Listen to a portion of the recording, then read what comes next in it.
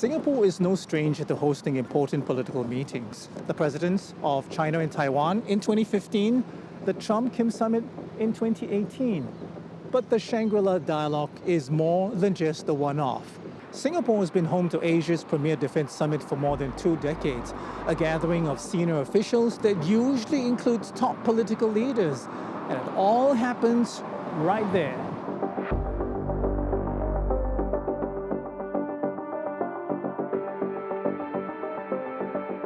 Right here at the Shangri-La Singapore. For 3 days a year, this place becomes a geopolitical beehive with hundreds of people representing dozens of countries coming in and out of this building. All while it continues to operate as a hotel. Inside though, it's far from your usual vacation spot with keynote speeches, theme sessions and back-to-back bilateral meetings. Some of the action takes place here in the hotel lobby, but the highly secure heart of it all is down that way, around the ballroom. So it is splendid and an honor that we have here with us today Emmanuel Macron, President of the French Republic, to deliver the keynote address at this opening dinner. We have several risks of double standards in our current environment. Double standards in Ukraine. For a lot of countries, in Latin, Africa, Asia, here, I hear the narrative, and most of the time what is shared is a sort of equidistance between Ukraine and Russia, and the fact that this is a European conflict, and that we are clearly spending too much energy, too much time, and creating too much pain for the rest of the world with what's happening in Ukraine. Allow me to say this is a total mistake. Because if we consider that Russia could be allowed to take a part of the territory of Ukraine without any restriction, without any constraint, without any reaction of the global order, how would you phrase what could happen in Taiwan? What will you do the day something happened in Philippines? The double standard in Gaza, where a lot of things that the Americans and the Europeans are in fact giving a free pass to Israel. And this is a big risk.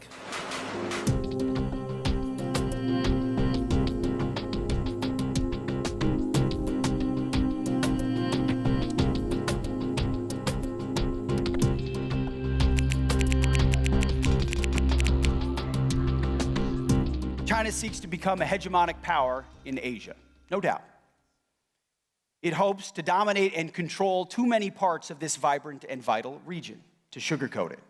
The threat China poses is real, and it could be imminent. We hope not, but it certainly could be. We share your vision of peace and stability, of prosperity and security, and we are here to stay. And as a matter of fact, we are here this morning, and somebody else isn't.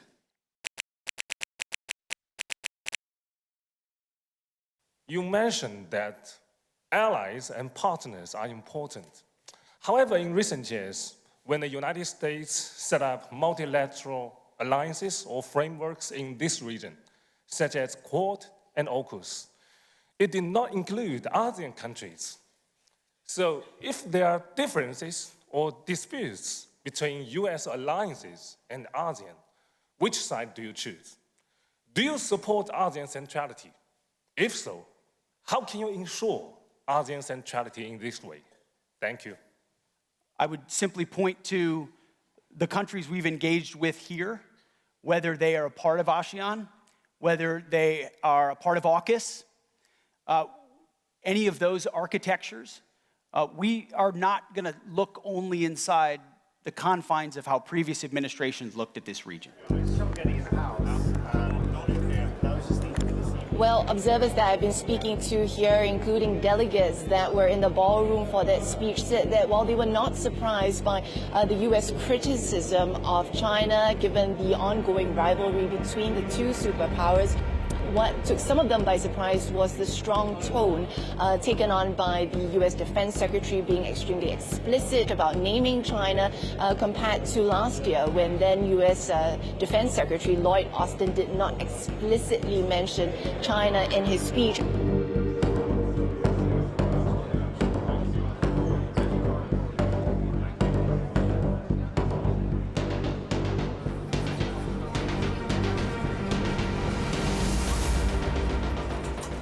我们不接受对中方的无端指责，有的内容无中生有，有的颠倒黑白，有的贼喊捉贼，根本就是挑起事端、制造分裂、煽动对抗、搞乱亚太，这违反潮流，不得人心，也不可能得逞。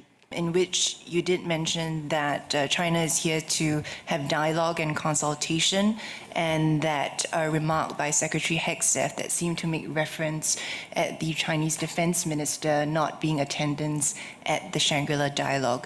每次的派出的层级也各有区别，这应当完全是正常的工作安排，丝毫不影响我们在阐述 国防政策理念，与各方沟通交流、增进理解等等方面的实际效果。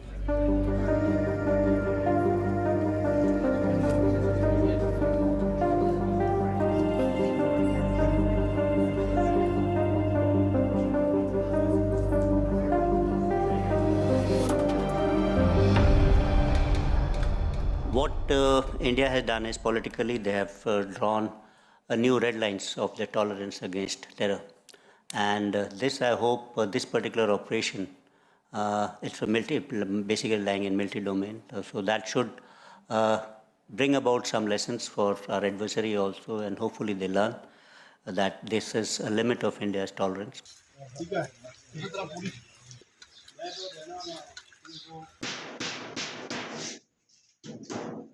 In the future conflicts,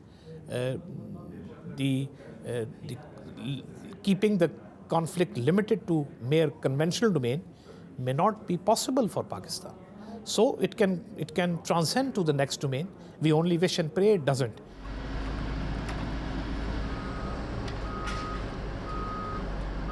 I think Europe's comparative advantage, powers in Eastern and Western Europe, is defense of that continent. I think investing in those capabilities has a very real deterrent effect on the continent. But we would much prefer that the overwhelming balance of European investment be on that continent 80 years on.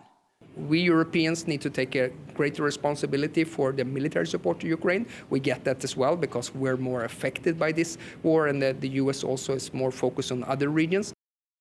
So we have to prepare ourselves to strengthen our armed forces just to deter Russia. So that is our target.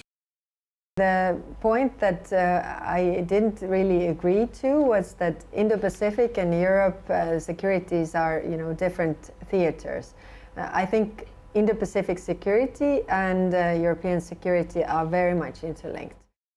NATO is a European defense alliance with Americans, and we should also keep the focus that NATO must be really strong in Europe and take the main burden of the European defense. Just one word. How was your meeting with ASEAN? Just one word, please. One word from you. How was your meeting with ASEAN? One word.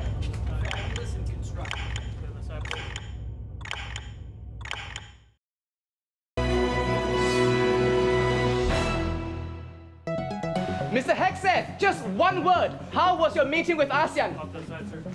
One word. Fabulous and constructive. The most viral, one word, right?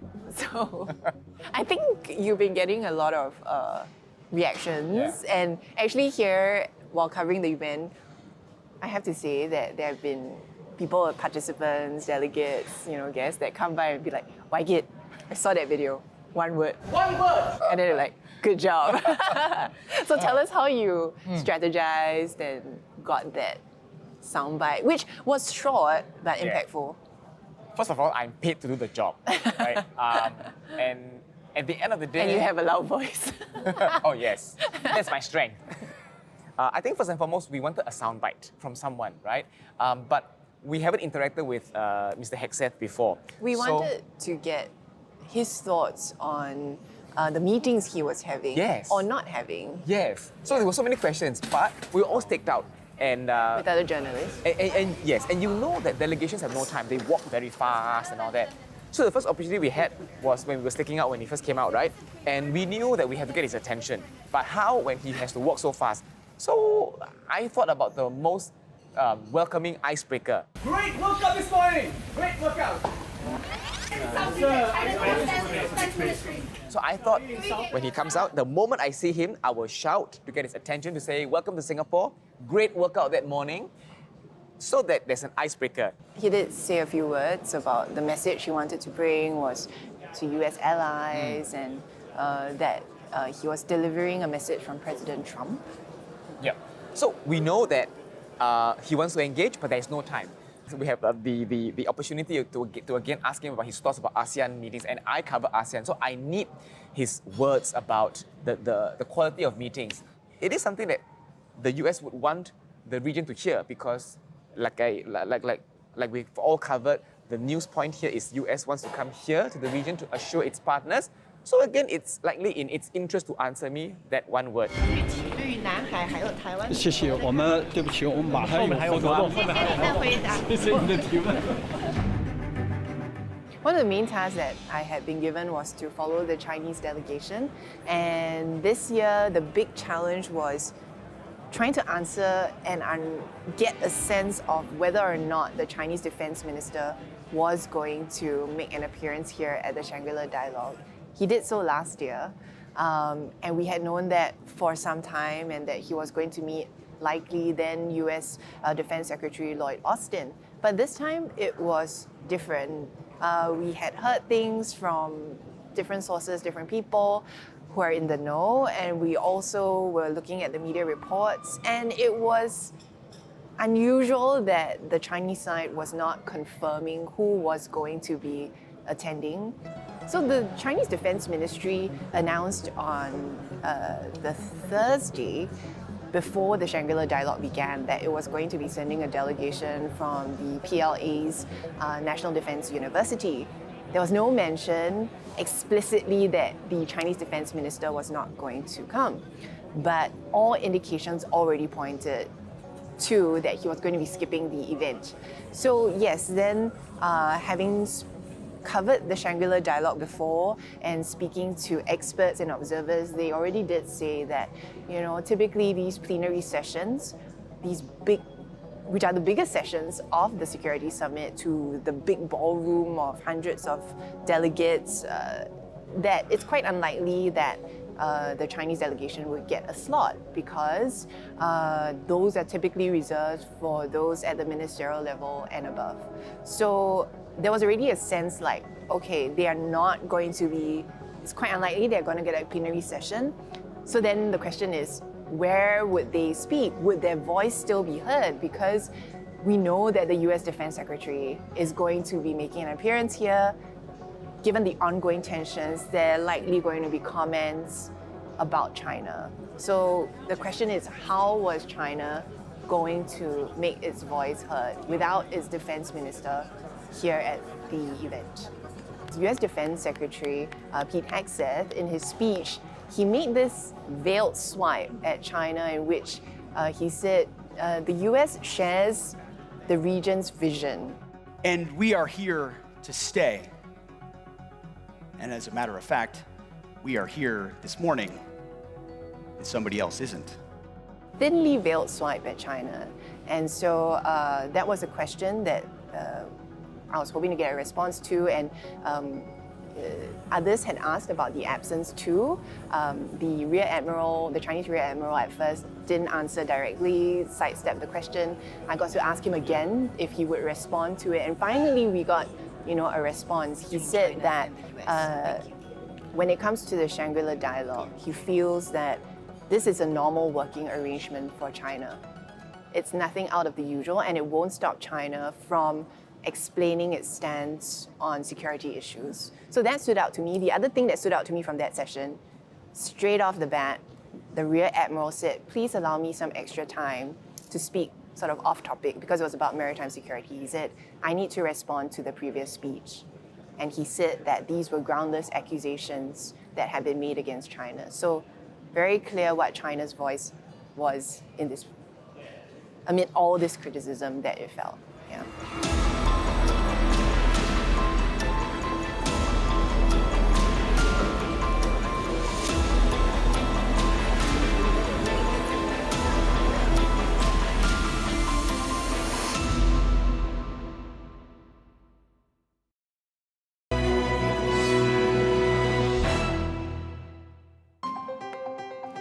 If the elections are fair and more inclusive, you do not exclude parties, then of course we are ready to accept, although it may not be perfect.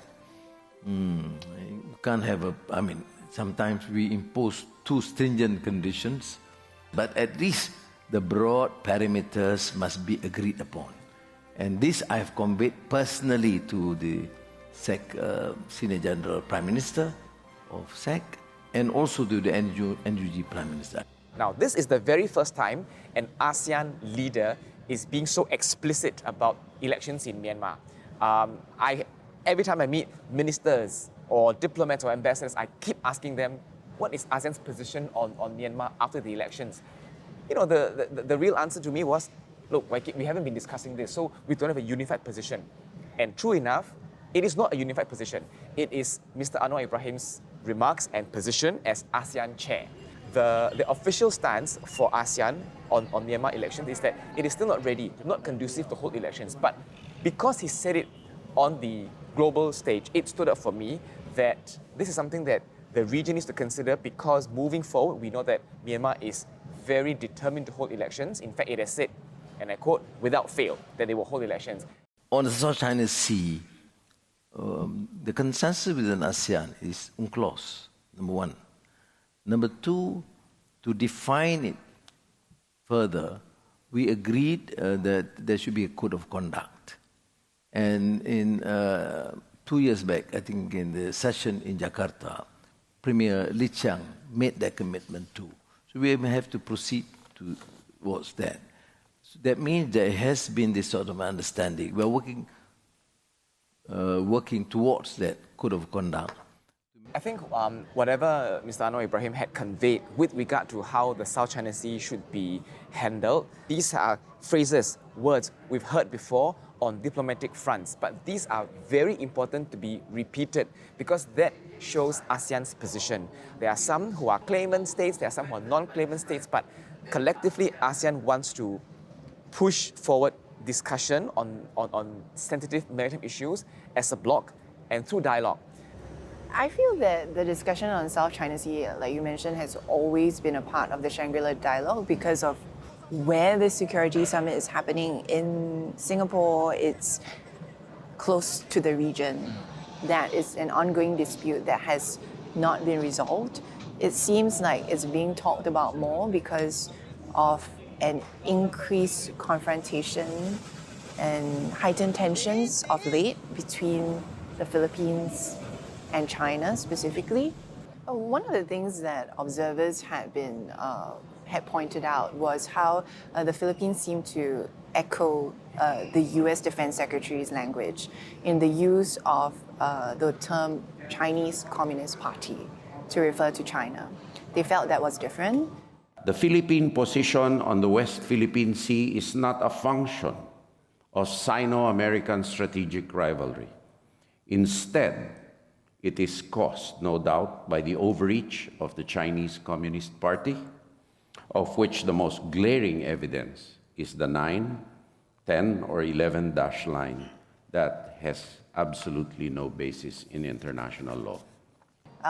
This pointed tone from the Philippines did draw a response from the Chinese delegation, then posing questions about proxy wars and why the Philippines couldn't be like other claimant states like Malaysia and Vietnam to work together with China on this issue.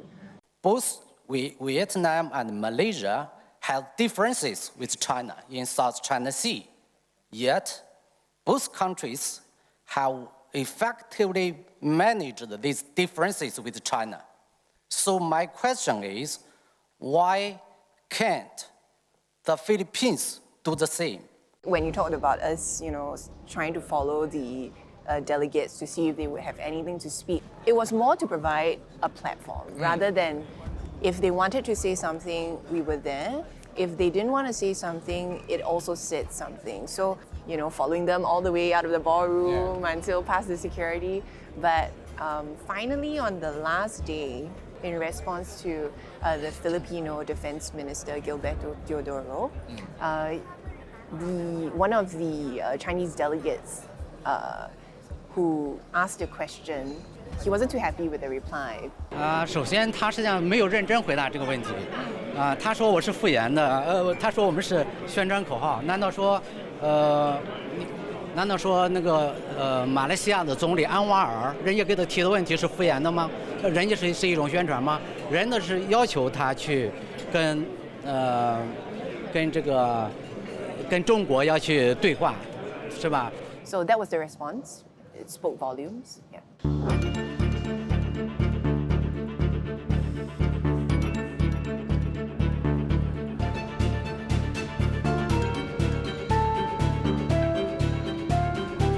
I would say one word would be intense.